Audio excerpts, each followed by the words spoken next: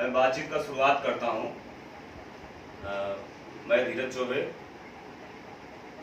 हमारे चैनल धीरज चौबे के माध्यम से आप एक नया जो है चर्चा के विषय पे हम लोग बात करते हैं। हमारे बीच हमारे बनारस के समाज सेवी और समाज को जो है सेवा करने वाले एक अच्छी छवि के युवा नेता जो हमारे सामने आ चुके हैं, इनका स्वागत किया जाए।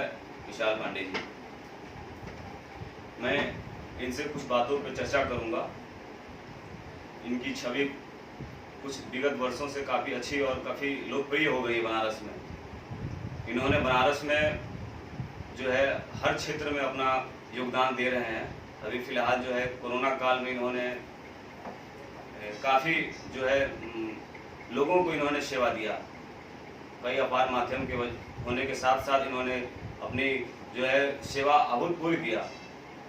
तो मैं इनसे कुछ बातों पे आज इनके जो है प्रोग्रेस और इनके जो काम है उनके बारे में चर्चा करते हैं आज। तो इनसे मेरा मैं इनको इनके बारे में जरा थोड़ा भली बातें परिचय कराता हूँ। विशाल पांडे जी। मेरा नाम विशाल पांडे है, मैं बनारस से हूँ। मैं समाज सेवी हूँ और मैं विद्यापीठ से महामंत्री की तैयारी भी कर रहा हूँ। जी हाँ, तो इन्होंने बोला कि मैं काशी विद्यापीठ विश्वविद्यालय से मैं महामंत्री का तैयारी कर रहा हूँ। तो जी इन्होंने सही बोला। मैं इनसे सर्वप्रथम एक सवाल पूछना चाहता हूँ कि आप इतने अल्प और युवा समय में राजनीति का रुख क्यों अपनाया? इस समाज को देखते हुए मैंने देखा और मेरा सोच रहा, राजनीति में और समाज सेवा में मेरा शुरू से एक सपना रहा है। मैं समाज में उतरकर जमीनी स्तर से समाज सेवा कर सकूं। जैसे छोटे छोटे बच्चों का एम होता है कि मैं इंजीनियर बनूंगा, डॉक्टर बनूंगा। विगत मैं कक्षा 7 में था, क्लास 6 या 7 में। मुझे आज भी याद है कि आप पार्टी के लोग बनारस में आए थे और उस समय कोई चुनाव का प्रचार होता था रविदास गेट पर। अरविंद केजरीवाल जी आए होते। हाँ शायद। और उससे पहले मुझे राजनीति में जाने का बहुत ही एक अलग वो था अंदर से। मतलब आपके अंदर इच्छा थी कि मैं सेवा कर सकूं, कि मैं समाज सेवा कर सकूं। सेवा कर सकूं। और जब मैं 2006 में देखा कि राजनीति में सेवा करने का बहुत अच्छा मौका है, बहुत लोग कर रहे हैं, अब मैं सोचा कि उससे मैं कुछ अलग कर सकूं, तो मैं इतना कम उम्र में मैं राजनीति में आने का प्रयास किया हूँ। बहुत बहुत बढ़िया। और आपको जो है काफ़ी बधाई। आपका एम जो है भारत के प्रधानमंत्री बनने का आपका जो है लक्ष्य है, तो इसके लिए बहुत बहुत आभार और आपको भगवान आपकी जो है इस काम में आगे बढ़ाएं। तो मैंने आपकी जो है जितनी सवालों के जवाबों का जो है हमारे पास जो है अभी भी लेखा जोखा है, मैं उस विषय पर भी चर्चा करता हूँ कि आपने जो है कुछ मैंने कई लोगों से मिला तो उन्होंने बताया कि विशाल पांडे जी का जो छवि काफ़ी अच्छा है और ये बहुत आगे तक निकलेंगे। तो मैं इनसे कुछ सवाल और इनके जवाब के बारे में और इनके बारे में जानने की कोशिश किया, तो लोगों ने बताया कि इन्होंने जो है हमारे जो इनके साथ जो जुड़े हुए हैं उन सभी लोगों का इन्होंने जो है कई रूपों में मदद किया है। तो मैं धीरज चौबे, जो मेरा पहला सवाल तो इनके साथ हो चुका है, मैं इनसे कुछ विषयों पर चर्चा करता हूँ। इन्होंने ये कहा था कि अगर मैं राजनीति में अच्छे पद पे पहुँच जाता हूँ तो मेरी पहली जो है सेवा यही होगी और पहला कार्य यही होगा कि मैं सभी लोगों को जो है समान जो है और समान रूप से जो है सबको बराबर जो है कर सकूं। तो इनका इस विषय में क्या सुझाव है? मैं अभी भी जमीनी स्तर से कार्य कर रहा हूँ और निरंतर लगा हूँ। तो मैं जब समाज में जाता हूँ, चाहे मैं रिलेशन में जाता हूँ, रिलेटिव में जाता हूँ, तो बहुत लोग हम पे कहते हैं कि एक अच्छे पद पर जाने के बाद, एक अच्छी पहचान बनाने के बाद आप हमें भूल जाएंगे। मैं कई जगह इस चीज को मुझे सुनने को मिला। मैं रात को एक बार विचार कर रहा था कि ऐसे लोग क्यों बोल रहे हैं। तो मैं एक बार अपने ही लोगों से, अपने ही कार्यकर्ताओं से मैंने पूछा कि ऐसा क्या है, तो उन्होंने बोला कि जितने भी नेता हुए हैं, जितने भी एक अच्छे लेवल पे पहुंच गए हैं, वो अपने रिलेशन मतलब भूल जाते हैं, फोन नहीं रिसीव करते हैं, कई प्रकार के उनके साथ भी समस्याएं हो सकती हैं, मीटिंग में बैठे हो ना कर पाए हो। लेकिन मैं अभी भी आपके चैनल के माध्यम से जो लोग देख रहे हैं, मैं उन्हें बताना चाह रहा हूं कि मैं कल अपने एम पर भी पहुंच जाऊंगा, प्रधानमंत्री किसी भी पद पे, तो मैं जैसे अलग नहीं दिखूंगा। मैं सबके साथ सामान्य व्यवहार के साथ मैं मिलूंगा। जी हाँ। अभी फिलहाल जो है इनकी पहली जो है सीढ़ी जो है काशी विद्यापीठ विश्वविद्यालय की महामंत्री पद के लिए है। तो अभी तक ये अपने छोटे से पद पे जो है पहले सीढ़ी पे ये लगे हुए हैं।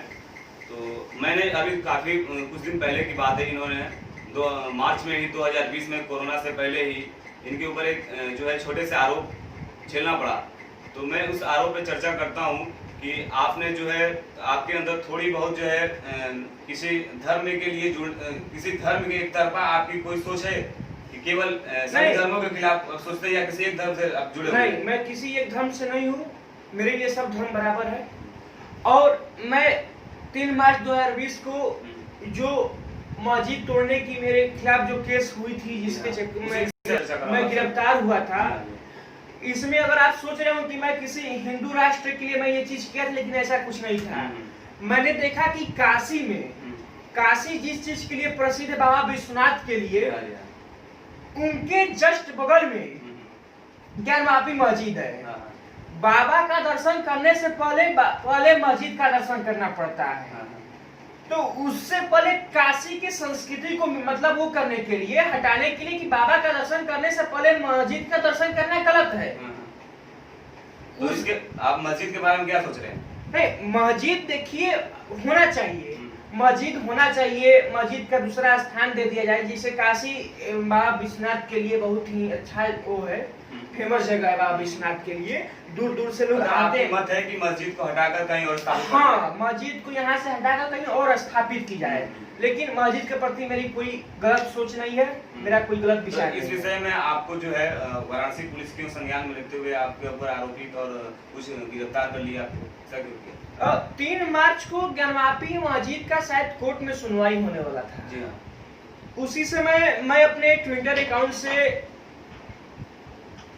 एक शब्द लिखा था कि आज मैं 100 लोगों के साथ काशी विश्वनाथ धाम जाएंगे और मैं ज्ञानवापी मस्जिद का भी दौरा करेंगे।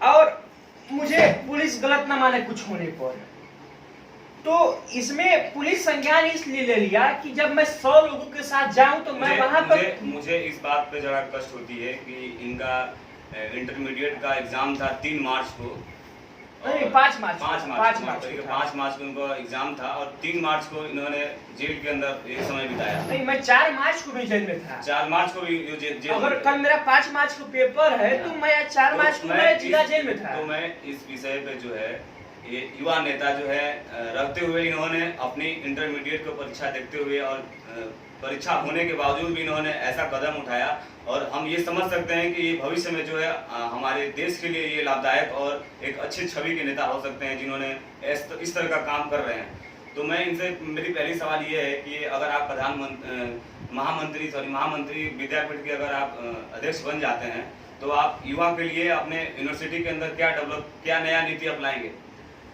जैसे कि मैं महात्मा गांधी काशी विद्यापीठ से अगर महामंत्री में चुनाव अगर लड़ता हूँ और सबका आशीर्वाद रहा, सभी भाइयों का बहनों का आशीर्वाद रहा और मैं महामंत्री हो जाता हूँ, तो मैं आपके चैनल के माध्यम से मैं वहां पे बताना चाहूंगा जो देख रहे हैं कि वहां पे जिस चीज की जरूरत होगी, जो छात्रों के हक में होगा, मैं वो हक दिलाऊंगा प्रशासन। मैंने अभी इनके बारे में सोचा तो देखा तो इन्होंने अपनी एक छोटी सी पार्टी बना चुकी है, बाबा भारतीय एकता दल। तो इस एकता दल के माध्यम से आप आगे क्या सोच रहे हैं? मैं बाबा भारतीय एकता दल का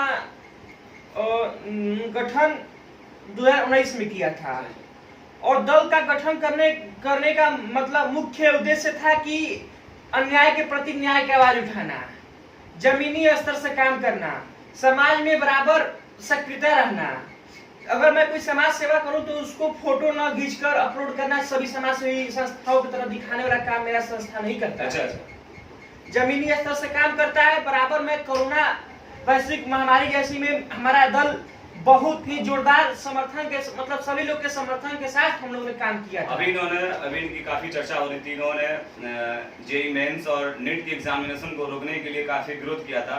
तो आप युवा लोग हमारे इस समय देखा जाए तो युवा लोग इस समय एग्जामिनेशन देने के लिए काफी तैयार है। इन्होंने बोला कि परीक्षा को स्थगित किया जाए, तो आप किस विषय पर क्या सोच के इस तरह से आपने बयान दिया? नहीं, परीक्षा स्थगित इसलिए की जाए, नहीं परीक्षा होना चाहिए था, लेकिन इस वैश्विक महामारी में नहीं होना चाहिए था। अच्छा, हाँ, क्योंकि बराबर आप देख रहे होंगे आज से एक हफ्ता पहले और आज भी देख रहे हैं कि पूरा संस्था बंद है, पूरा कॉलेज बंद है, हर चीजें बंद है, हमारा भारत पूरा बंद है। न रेल यात्रा है, न हवाई यात्रा है, सब मतलब एकदम ना के बराबर हो रही है।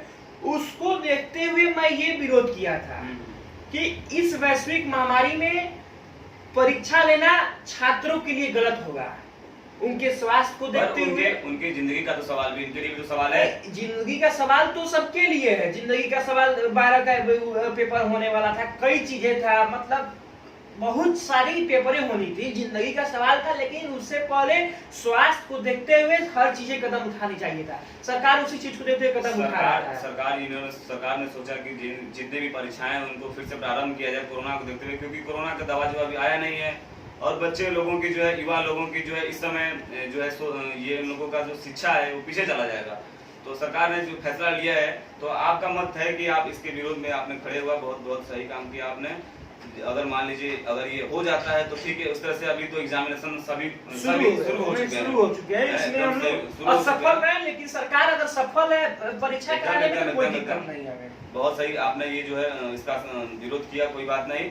मैंने सुना है आपके बारे में, आपने जो है आपके बारे में मैंने जानना चाहता हूँ कि आपका जो है राजनीतिक में गुरु किसको मानते हैं, जिसके आप मार्गदर्शन, जिसके द्वारा आप मार्ग को अपनाते हैं और उनसे मार्गदर्शित होते हैं आप? मैं राजनेताओं में इंदिरा गांधी जी को मानता हूँ और बाला साहेब। बाला साहेब तो एक तरफा हिंदुवादी नेता थे, तो उनसे आप क्या प्रेरणा लेते हैं? उनकी जो विचार थी, उनका जो समाज में एक छवि था, जो लोगों के प्रति उनका आकर्षण था, उनका वो चीज हमें बहुत अच्छा लगता है। आज तक उन्होंने कोई चुनाव नहीं लड़ा, लेकिन पूरे महाराष्ट्र पर उन्होंने राज किया है।